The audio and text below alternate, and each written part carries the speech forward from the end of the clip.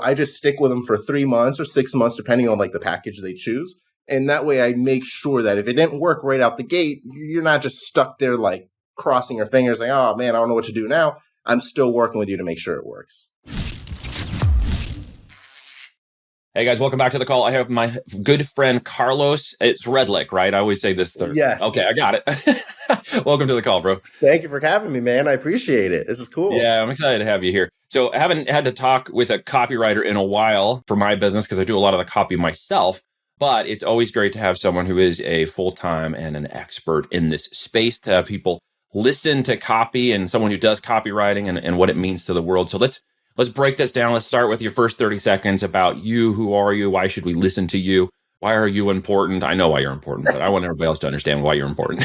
Sure. So I'll kind of fast track this a little and get to the copywriting part, but I got involved in copywriting years ago, over a decade ago, when I was into martial arts. I used to have a couple martial arts schools, and my martial art instructor at the time is the one who showed me all of this copywriting stuff. Now, he showed it to me because I needed to learn how to sell. I just needed a way to get better at communicating. But it was also kind of my secret advantage for helping grow our martial arts school. And so because I started writing copy for the martial arts school, it was my school with my buddy Vit, I was doing direct mail, postcard. I was doing pretty much everything under the sun, except for online marketing, which is kind of funny because I didn't. Interesting. This was like 10 years ago. For some reason, Okay. Facebook wasn't that cool. But it was still cool. It just wasn't cool for me. It wasn't cool for me. But what I ended up doing is I started posting my copy that I was doing for my gym in different Facebook groups and just asking for advice because I didn't consider myself a copywriter. I'd been training it. I'd been writing it, practicing all this stuff, but it wasn't for clients. It was just for myself and for my own business. And I started getting other people obviously giving me really good advice, and I started taking that advice. But I also started having other people who were gym owners, personal fitness people, etc., messaging me saying, hey, I saw your little postcard or your flyer that you submitted, man. How did that do? Do you think you could do something like that for me? And that's actually how I started getting clients. It was by posting in these different groups, asking for advice to get better. And then people were messaging me saying, hey, can you help me out? So that was kind of my like dip into the copywriting world as a copywriter. I just started doing it sometimes for free, most time for very cheaply in these Facebook groups. And one thing led to the other. And I just kind of started going down that path a little bit more. And what I realized was my gym was costing me $10,000 per month in rent. And because it was a physical location, we had like 3,000 square feet, a cage. We had all this cool stuff, but we were broke. We were making no money, basically, right? We had over 100 students in there, but we were breaking even. So we were making six figures, but our rent was 6 figures a year. So we were breaking even. And when I was doing this stuff, just messing around online with this copywriting and writing for other folks, I had made $100,000 in like 6 or 7 months. And I never looked back. I was like, I'm doing this part-time in my boxers in my like crappy apartment while I'm on food stamps and shit. And I'm doing this for like an hour, 2 hours a day writing copy for other people. And then I'm slaving 10 or 12 hours a day at my gym. I'm the janitor, I'm the teacher, I'm everything, And and so eventually my buddy and I decided, let's let the gym go. He had a dog business he was already starting to do. And so he started going down that route, and I went down this internet marketing copywriting route. And again, just never looked back. After I made my first $100,000 so quickly, I'd never done that in the past. I was like, I can't believe you could do this so fast. It's just I'm writing words. And so that was kind of my quick intro. And since then, I've been fortunate. I've been able to write for a lot of people that I respect in the marketing space, like Ryan Stewman, Chris Recker, Anthony Powell, a lot of like the gurus and people who sell stuff in the space, Dean Holland. And then I also started writing in the financial space with Agora and different subsidiary branches of Agora. So there's like Money Map Press, Palm Beach Research, I think. There are a few others that I just can't remember. But I was very lucky to kind of get into that world, started getting some traction. And then I just surrounded myself with people who I thought were way better than me. Clayton Makepeace is a person who helped critique my copy years ago while he was still alive. And I learned more in like 3 months just being copy coached by him. And then I did in like 10 years just doing it on my own. So that's kind of my intro into the whole copywriting world. Well, you say it was luck, but I'd say it's more like ninja skills. Like you learned some ninja karate matrix style, copywriting skills that were in there. Now, obviously, you started in the niche of gyms and you started in the niche. How did you start to expand your skills into other areas like the internet marketing stuff? Was it Did you take a course? Were you skilled? Did you just read, or like were you just finding you had a natural aptitude for words? So it was a little bit of I think it was more sales and like the hustle to do it, because there's a lot of copywriters out there. And especially at that time when I was really just starting out, it's not like I had a ton of experience under my belt. But the reason I was able to get mixed in with these people is because I would, for example, Anthony Powell was one of my first big clients. He was paying 10 grand a month for a very long time. And because of him, I was able to meet his friends, and he's already successful at this time, multi-millionaire, 8-figure, whatever, like just killing it, right? And so when I went and when I was writing copy for him, we were on a Zoom call. I was in, I think, Florida at the time. I was still living in Florida. He lives in Arizona. And he said something like, hey, man, and it was like in passing, just joking. It was myself, him, and his assistant on this Skype. And he's like, why don't you just like move to Arizona, man? I mean, what are you doing in Florida? You don't have a gym anymore. You just come write copy for me full time, dude. You're already making a bunch of money doing this from your house. Maybe we could joint venture on more stuff. And he said that in like in passing, almost like a joke. I don't even know if he was serious, but I was broke and on food stamps previous to making money with him. So I was still very like, I'm like just making a little bit. I just made my first 100 grand, and I was like homeless basically beforehand. So 100 grand was like, I'm super rich. That's a big deal. Try not to get homeless again after that, right? No, it was a very big deal for me just to make that a little bit of chunk of change. And when he kind of dangled that carrot in front of me and said, dude, you're already making this money working from home. Why don't you just come move over here with me? We'd have more of this opportunity. And it was basically a 5-minute decision that Tiffany, my girlfriend, and I, we basically said, do you want to move there? I mean, there's nothing really here in Jacksonville. We were considering moving anyway because we finally had a little bit of cash in the bank accounts. We were like, maybe we should just do something. So we were going to go to Colorado, but we don't like the cold that much. So we ended up talking with Anthony, and we were like, so if I move there, are you really okay with that? Like, he's like, yeah, dude, I don't care. Come, I'm already paying you. So anyways, it was like a 5-10 minute decision.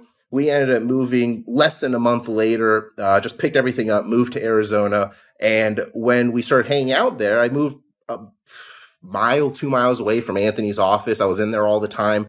Long story short, we would go to different seminars with Anthony because he was just educating myself and Tiffany. He basically brought Tiffany in as well. And very cool. And at these little seminars, he was introducing us, like, we actually went to Chris Records' 3C seminar in Las Vegas years ago, and he was introducing us to all of these people in Vegas. And I was meeting people that I had only seen on not TV, on the internet. And I was just like I was awestruck basically. And he was helping me get everybody's connection, mingle with everybody. So going to that first event allowed me to meet like 20 something people that I otherwise would never have met. And those people turned into clients. So like Chris Record was one of them, turned into a client. I did the same thing with Chris. I mean, Chris introduced me to his network of people. And I was very fortunate in that sense because I was borrowing his credibility. They're like, oh, if you're writing copy for Anthony and you're writing copy for Chris, maybe you can help me with my copy. And so that kind of snowballed into something where I realized, I think I'm better if I just go meet these people in person. And so I kind of took that as a strategy. And I don't know if you know, Ryan Stewman, he's another, successful dude, really cool guy. He ended up approaching me as well to write some copy for him, like $2,000 a month, $3,000 a month, just to write some little emails. And what I did is I was like, well, this guy is like another Anthony Powell and Chris Record and all this. This is another top guy. I'm just going to go fly to Dallas and meet him. And so I flew down to Dallas. I went to his masterminds because he was like, if you want to come, you just come for free, man. I mean, you're already writing copy for me. It'll be good for you to be exposed to what my masterminds and programs are. So I went, met him. He didn't pay for it. I just paid for Tiffany and I to go there.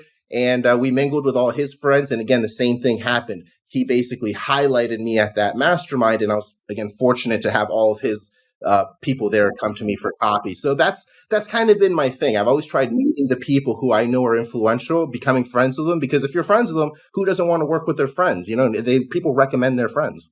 Man, there's something here you're unpacking that I don't think people maybe are picking up on. I want to draw it out just in case somebody didn't catch it. It's a simple phrase right here that may make sense in this moment. And it's who you know that gets you there, and it's what you know that keeps you there. So even if you got into those networks and you were writing crappy copy, how far do you think you would have made it? Yeah, not very far at all. Not very far at all, right? So again, there's two components to this to give you kudos. Number one, your networking skills are on point, absolutely. But your copywriting skill was obviously fire, as these guys were getting results, because that's really what it gets down to. Because anybody can write copy. I can sit down and write copy. that doesn't convert. Anybody can do that, right? And some people on here might be thinking their copy converts, or maybe they're trying to write copy and it's not converting. But what I mean by converting is you're turning that written word into an actual ROI, a return on that. Let's get into that for just a second. Unpack some of that for me, right? What's some of the expectations of ROI from copywriting that you put in place with your clients? Well, one of the things that I've done is it's always been hard for me to measure what the exact ROI is going to be for any client. Because if I'm selling a $3,000 program to an internal list of everybody who loves Ryan Stewman, for example, it'll be a little bit easier to do that than selling something of a smaller price package to cold traffic. But what I do with clients is I just stick with them for 3 months, and my goal is for them to at least 3x whatever they invested with me. So if they spent $5,000, I want them to make between like $15,000, $20,000 minimum for the copy that I've written. So usually what I do is I try to take on projects where my copy is going to actually have a big effect on whatever the thing is we're selling, right? So if I'm not usually going to try and write a blog article because there's no money that can usually be generated from a blog article. But if I write emails or if I write a sales page, people can say, hey, Carlos wrote that and it made me this amount of money. And so it's a little bit track easier. And measure. Yeah, it's a little bit easier to measure. So that's kind of what I've done. I just make sure I stick with our clients because it's not like every single thing I write and it's like it goes out of the park and it's crushing or any of that stuff. But the thing that makes me different is that I never left people. Like sometimes people will hire a copywriter, and I did this mistake in the past. I would hire a copywriter. They would write some copy. It didn't necessarily work how we wanted it to, and then they would disappear. I did that for my martial art business. I've done that in other things as well. And I just didn't want that to happen to people. So I just stick with them for 3 months or 6 months, depending on like the package they choose. And that way I make sure that if it didn't work right out the gate, you're not just stuck there like crossing your fingers like, oh man, I don't know what to do now. I'm still working with you to make sure it works. So if I'm writing for, myself, if I'm writing emails, if I'm writing for a website, if I'm working a business in writing internal corporate emails, if I'm looking to do Amazon listings or I'm out there trying to do some internet marketing and stuff, what are some simple process steps that I should take to consider that you could give us today to kind of talk to that audience a little bit? I mean, you have a background in obviously sports and gym, but you went into the internet world and you named a bunch of people who I know are all in very different areas of marketing who they are. What are some simple things people here could take away from this that kind of say, okay, what could impact me today if I just started thinking differently about the way I speak to my avatar? Well, I think what I can do is I'll give you guys a little 5-step formula that you can use for a lot of different types of copy and a lot of different situations. Typically, you'll use this formula to write a Facebook ad or an Instagram ad or some kind of social media ad or an email. But it can also be used for kind of starting your sales pages and things like that. So I'll give you guys a 5-step formula that I use, and it helps me get the brain going. It helps me start writing without having to worry about like, hey, what do I write now? There should never be that I'm stuck. I don't know what to write, because there's so many formulas and so many things out there that can help get you started that there shouldn't be any time where you're just like in a lull, like I don't know what to write. So that 5-step formula, again, you can use it for any single niche, and I'll give you an example. It'll be a freestyle example, so it won't be my best copy, but just to show how easy it is to do this stuff. Copy on the fly. Yeah. So I'll give you the 5 steps, and then we'll do an example. So the first step is you have a yes question or a yes phrase. The second step is you have a story to identify the problem that relates with the reader. Third step is you have the big aha moment or the discovery of the solution. Step 4 is you suggest the possible solution. And then step 5 is the call to action. So I'm drinking some coffee in here. This is no worries. Okay, so we're oh wow. No, we love coffee. so I got some coffee in here. We're gonna pretend I'm selling this coffee container thing. I'm gonna call it a coffee container. I don't know if it's a cup container or whatever. But we're gonna pretend that we're selling this. And we're gonna assume that, let's say, the problem is that people who use coffee cups complain that their coffee goes cold after like an hour or something, right? Let's just assume that's a problem. Then they got to reheat it, and it's like the worst thing in the world, right? Just for freestyle purposes. So if I was going to follow my 5-step formula, the first step is that yes question or yes phrase. So I would say something like, love coffee? Yes, because if someone is reading this and they do like coffee, it makes them say yes automatically. So yes, I do like coffee.